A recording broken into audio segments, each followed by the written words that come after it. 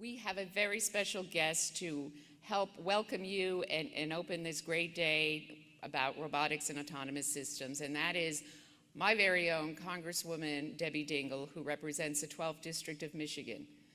I remember the first time that the Congresswoman joined us at this event. Her staffer said, okay, you know, we have her here for this amount of time, and we have to get her right out. And she just kept saying, no, but I want to talk to the students. I want to see what this team is doing and what this team is doing. So her staffer was a little bit upset that she spent time here, but I have to say, her enthusiasm and her commitment to the young people really has been a hallmark of her entire career, both as in elected office and her career with the automotive industry and GM. So we are thrilled to have you here again today, Debbie, and I would like to welcome you to the stage.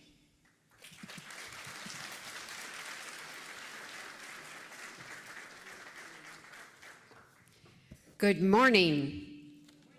Hey, we got to get energy because we're going to take over the world with robots. Just think about what it would have been like getting here on 23 if we had autonomous vehicles that could have managed that traffic there. That's the future that we're all talking about.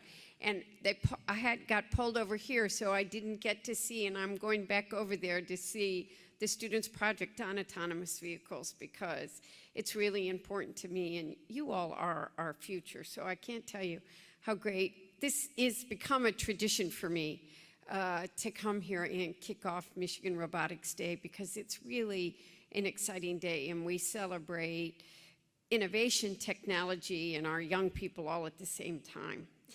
Our state's truly at the forefront, and it's because of the dedication of the University of Michigan, and I do want to thank the National Center for Manufacturing Sciences for pulling us all together, hosting this, and most importantly, our teachers who encourage and teach all of our young people, and the students that are here that are our future.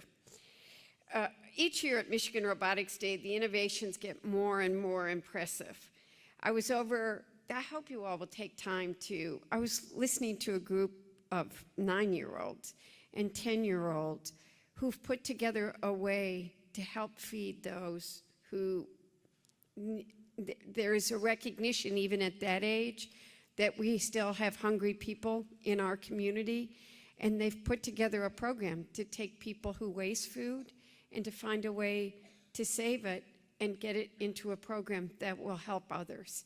And it's so impressive to me that our young people know they're part of a community, they're caring about each other, and they're putting together a system that will help save food, to feed food. That's our future in young people like that, and I have to say, it sure gives me a lot of hope.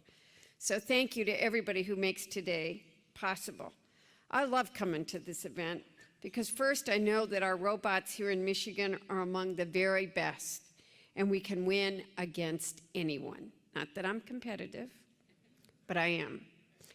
Second, this is a win for all of the students and the young people here in the room today, because while many of you are here to have fun and compete, you're also learning at the same time. So I wanted to be a little funny because I think you get too many speeches up here that came at you, so I was trying to find some good jokes. I couldn't find a lot of them, but I found 2 knock-knock jokes. Why was the robot angry? You don't know? Someone kept pushing his buttons. And what's a robot's favorite music? Oh, come on, that one's easy. Heavy metal. Okay, good, I got laughs. Okay, we gotta laugh. You gotta have fun in life. This day really does provide challenging, affordable, accessible opportunity to design, to build, and program. To young people solve engineering design problems in a structured and competitive way. It's a win for our entire country because it's young people like you who are going to move our country forward through developing the next great innovation and breakthrough to improve people's lives. And everywhere I look, as I was walking around at the exhibits, inspirations everywhere. It's especially inspiring because there are so many young people here today, and you're 25% of our population, and 100% of our future. We're in your hands. Our future depends on having young people engaged in science and technology and engineering and math if we're going to continue to lead the world in innovation and we're going to continue to make the breakthroughs we need today. So today I've got the opportunity not just to tell you how exciting all these innovations are from a technical standpoint, but to tell you also that it'll bring about very positive benefits on our economy. Robotics is already transforming the way we live, learn, and interact with each other and surroundings. Robots are doing, and you know, if you walk around the room, you see it. They're doing surgeries, they're disarming bombs, they're going underseas. I met a young person that's at 12 or 4, already spent 24 hours underwater, underseas, getting his diving. And as we're talking about, we're soon going to see the self-driving cars. It's not something that's in a science five movie or in a novel. These innovations in robotics are happening in the United States every single day, and it'll be here sooner than you think. And what's exciting is it's happening here. Willow Run, I'm really proud to be part of working with the governor and local officials to help transform Willow Run, which was one, the arsenal of democracy, has a wonderful story with Rosie the Riveters. And those were women who came into the economy, and they helped win the World War II and drove the economy. And now Willow Run's going to be at the forefront of autonomous vehicles in this country. And that excites me that it's going to happen right here in this county, in this state, in this country. It is exciting. And some of you are going to be the people that are working on it. I was looking at another exhibit. It's fun to walk around and do the exhibits because you have pieces of it and it's tied to things you're already working on. So I don't want to talk at you forever. It's really important that young people go into STEM fields. We need you in science and math. I'm worried about this country because right now we're ranked 27th in math in the world and 20th in science. We should be number one. And with young people like you, we can make ourselves number one. We cannot afford to continue to fall behind in STEM education anymore.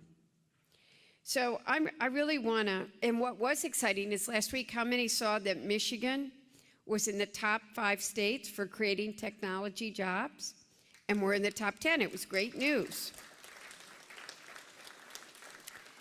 So I met somebody who's going to study political science, and I think it's great that he's going to study political science. I didn't mean to embarrass you so they don't know who you are. But I told him not to study, put political science off to the side and bring that to studying math, science, engineering. We need more people in that field. But I have to make sure, working for you, but I need all of you to communicate to anybody you know in Washington. We got to continue to invest in the National Science Foundation. We have to continue to invest in this kind of work so that you've got the resources that you need, because it is a critical mission. There's one other thing that I'm going to sort of take a serious moment on, because there are people of all generations here. We are at the forefront of innovation in Michigan, and we need to stay there. But we're also on the frontier of artificial intelligence. We're now talking about deep learning. Some of you in this room will be the experts that keep developing it. You are going to be the people that take us to the next frontier. But autonomous vehicles, manufacturing, healthcare are just a few fields that this is going to make a difference in. But as we embark upon these and we're writing the new algorithms, we need to, and those new algorithms are going to cure disease. They're going to tell people, it's sort of scary already if you go Google what it's already doing and telling people how to do trades on Wall Street. It's going to create networks of neurons that are going to take all of this data and impact our life in many, many ways. It's going to issue a myriad of commands that impact every field. We also need to make sure that we understand what's being created and that we are accountable to and that it is accountable to the users.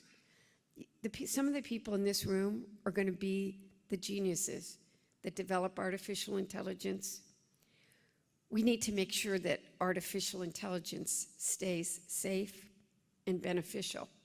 And I really felt like today, after what I've been reading in the last few months, I need to say that to the young people today too, because you are our future. So I'm excited. Nobody's going to drag me away. I already told the staff, don't do it again. So I'm going to go over and meet more people, but thank you for being here. It's always an exciting day. And you know, some of you are also helping in the robotics competition that's happening in the high schools. We have a high school here in Ypsilanti that it's the first year, a bunch of kids that haven't had some of the opportunities others have that are competing in the finals next weekend in Saginaw. We got to encourage young minds. It's great to have you here today. You are our future. We've got to make sure you've got the resources you need to keep us at the forefront of innovation and technology. Thank you very much.